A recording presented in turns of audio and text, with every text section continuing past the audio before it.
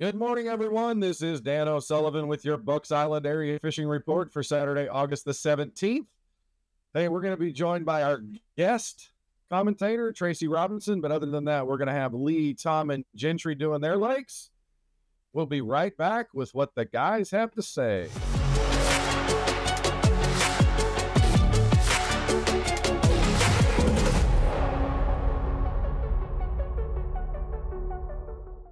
Hey, I'm up here in upstate New York. I know you guys are all melting down there. But Tom, tell me what's going on in that big hot lake in the sky, Guntersville. Well, it's been pretty hot. That's for sure. I will say this. I'm just gonna declare the dog days are officially here. We talked last week. We talked about water running through the system. We talked about oxygenate and everything. And then this past weekend, it was just a miserable hot tub is the way I found it. And, I think a lot of that had to do, there was some severe high pressure that came through. We had, both days were just gorgeous fisherman days, but not gorgeous fishing days. We got out, did a lot of, just a whole lot of idling.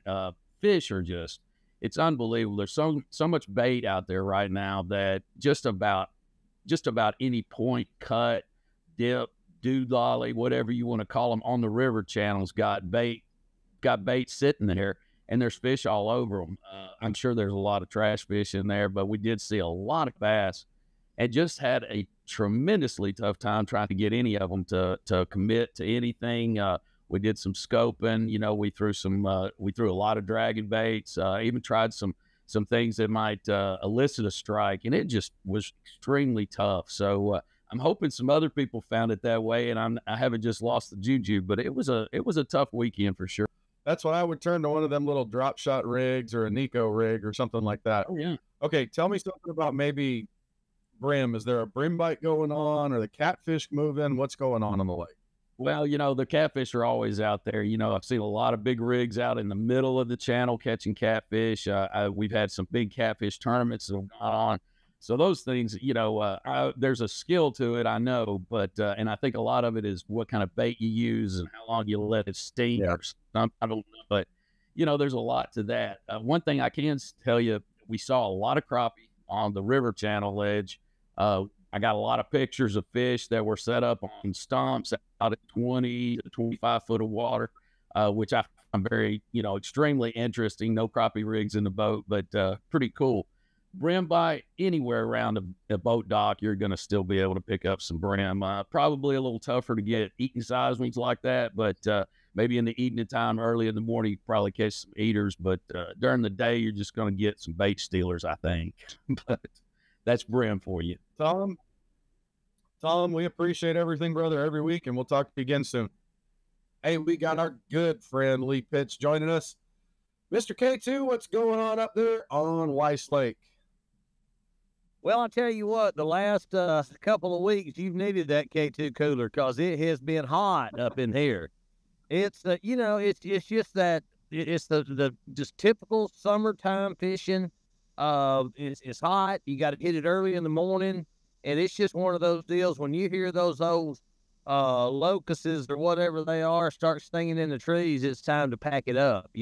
My wife told me this last week, you got to start being a little bit more upbeat about this fishing.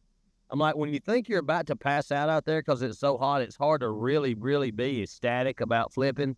But, we're still out there doing it. So most of the fish are getting around this shade, whatever they can find, whether it be docks, some laydowns or some overhanging trees, things like that, and still catching some fish. It's that summertime fishing where you just got to slow down, let a bait get out there in front of them. They don't want to chase anything a whole lot.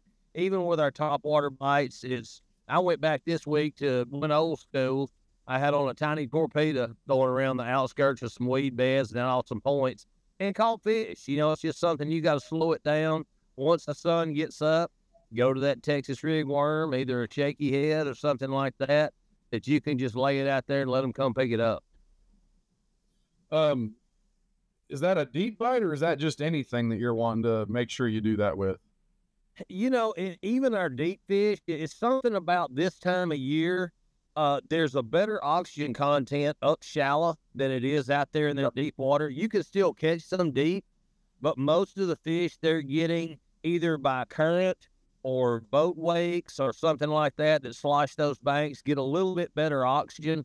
I've noticed a lot of our bait fish are coming up in the bays a little bit. They're getting in some of that skinnier water. And even around, like I said, even 2, 3, 4 foot of water in midday, if you got some shade on it, there'll be fish around there. Okay, let's turn to Neely Henry real quick. Tell me what's going on there. Neely's a little better. I think just because of the river system on it, got a little bit better flow. We here at Weiss, and I'll be real fast on this, we've only pulled water from about 2, 3 o'clock till about 5. So that window of opportunity with the moving water has not been as good as Neely. Neely's got more of a normal flow. Those fish are relating to it a little bit better. You can still catch some fish out of the grass. It's just one of those things that you got to have it in your mindset. Slow down. You can't just pick up a buzz bait and throw that Minn Kota up high and let her eat. Well, Lee, brother, appreciate everything, man. Fishing slow. Sometimes you got to do it. We'll talk to you again next week, my friend. All right, man. Like I said, just stick out there and just have to endure the heat, but you can still catch them. Hey, we got Gentry Gordy joining us right here. Gentry, let's talk a little bit of Lake Martin before we touch on Jordan Lake. What's going on at Lake Martin? Martin's it's probably a little bit tougher than it was before, Dano. These 2 weeks, this heat, and it's got the water temperature climb back up in the low 90s. Last time we thought, and I was up there, you could keep a big spook honest throughout the day if you saw him push some bait. But you're just not seeing that as much. Probably, that water temperature is probably just kind of stopped them a little bit from doing that. But during the day, your forward-facing sonar, if that's what you're into, you can find them. But they're anywhere from 20 to 40 feet. If that's not your thing, you're going to probably have to drag a big Carolina rig steel and a big worm deep off some of those long points where it drops off if you can find some rock too. Gotcha. Are you seeing any brim up around the docks? Is there anything up there to make people think they could just pass some time doing that? Oh, yeah, absolutely. Especially, with Martin, those fish, I talked to a guy up there last time, and he said they were going, them brim were starting to bed, 2 times a month up there. And why? Yeah. So, but too, Martin being as hot, you see a lot more. You see them around around your docks and stuff, but they're the smaller ones. But your bigger brim beds they're sitting in 8, 12 foot of water. No. So just throw something through there. There might even be some bass hanging around it. Okay. Absolutely. Let's turn to Jordan. What's going on there? A lot of the same with it be, with the heat, but the difference is it's a little more current driven. So, if you can get up the river or in the canals when they're pulling some water, just a demicky rig or just a swim bait and a shaky head, just throwing it up and letting the current do the natural thing, bringing it down. That's your best bet to catch numbers and size. Okay. Some of the mouths of the creeks, going towards the south end, and they're kind of hanging out, in that deeper channel leading into some of them pockets, 20, 30 feet. But you really it's hard to come. You just got to idle around and find them. Are you seeing any surface activity yet, or some of the striper maybe starting to roll there? We was, but like I said, and you still are. It's just not as much as it was. I think just, like there again, with this heat, that water temperature climbing back up, it seemed to slow it down a little bit. And I'm assuming you can still see some brim and maybe even some crappie around some of those docks and deeper brush piles, right? Oh yeah, yeah. Especially, like with my 360 in the forward facing, you see the big, the pile of fish over a brush pile, and you let a sink over the top, nothing eats it. It's brim or crappie. Brother, I appreciate everything. We will talk to you again next week. Hey, we're joined by Tracy Robinson, who's going to spill the beans on Logan Martin and Lay Lake. Tell us what's going on down there, Tracy. Logan a little better than Lay right now. Logan, I guess, just sheer volume of fish, probably more so in Logan. A little easier to catch them right now, but still the seawall bite seems to be always the predominant deal for me in the mornings down there. Been catching a lot of them on the fluke style baits around those seawalls early in the morning. after that morning bite kind of plays out, that sun starts popping out. I've been getting out in that 12 to 15 foot range, throwing around the brush piles.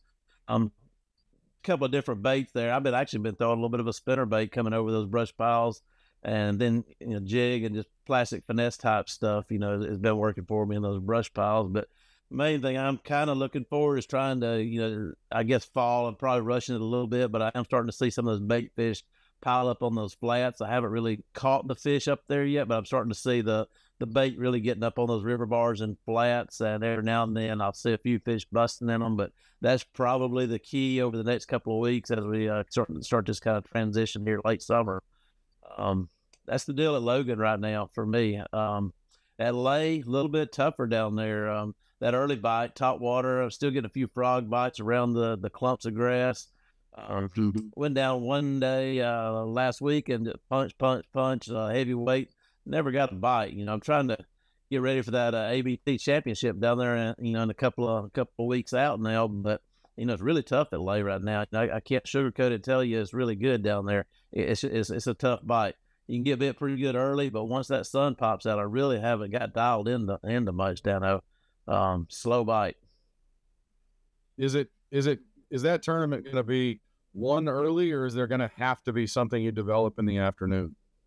That tournament, several weeks out. That's going to be a lot change over the next couple of weeks. That tournament could be won several different ways up the lake, in the river itself, in the trees and the laydowns. That tournament could be won up there, but you could also win that tournament on the lower end. And with the forward facing sonar, that the whole Coosa River, which used to not be so much of this, you can really win a tournament now on the Coosa River chain with that forward facing sonar, in the fall when they start, piling up on those bait fish. So that tournament could be won several different ways. Well, I know you're not going to be doing that much. I know how you tend to fish. You're going to be in the grass probably. Tracy, as always, brother, we appreciate everything. Thanks for filling in, and we will talk to you again soon, my friend. Well, that'll wrap up our Bucks Island Area Fishing Report for Saturday, August 17th. Thanks to you guys for spending the time with us that you do. We appreciate all the feedback. We love hearing the stuff you love hearing and some stuff that you'd like to hear included. We appreciate everything that you do being a part of Bucks Island. You're the most important part of our business. Our customers matter to us. We try to treat you as we would want to be treated, and we look forward to seeing you every time you come in the door. Thanks for spending the time with us again, and we will talk to you again next week.